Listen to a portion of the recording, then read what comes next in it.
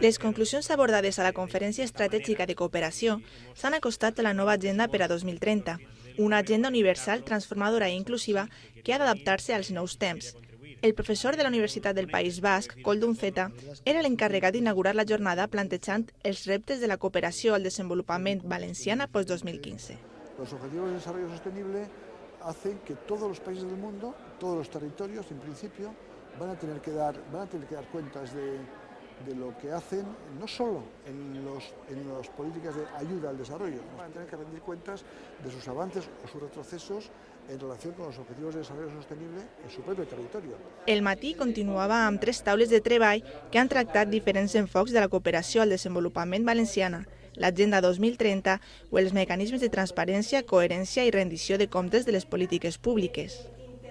Es veu que hi ha moltes ganes de participar, de canviar les coses, de repensar una mica el sector i de dinamitzar tota la situació. Entonces, la cooperación para el desarrollo lo que tiene ahora mismo es que adaptarse, a buscar su ventaja comparativa, su valor añadido para el cumplimiento de la nueva Agenda Global de Desarrollo.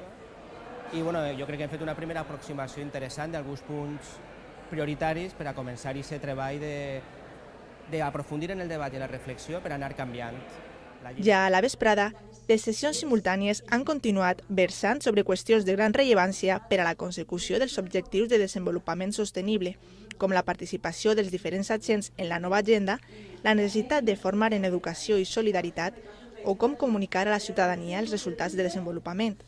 Bueno, a mí me ha parecido muy relevante la alta participación que ha habido en la mesa. No ens plantegem la comunicació com a eina, sinó la comunicació com un element mateix de lo que seria la cooperació al desenvolupament.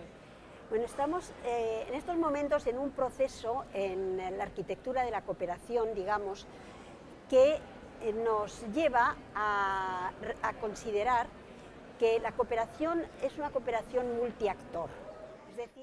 La cloenda de la mà del catedràtic en Economia José Antonio Alonso ha permès abordar quin és el nostre punt de partida en quant a cooperació al desenvolupament i quina ha de ser la nostra actitud per aconseguir els ODS d'ací a 2030.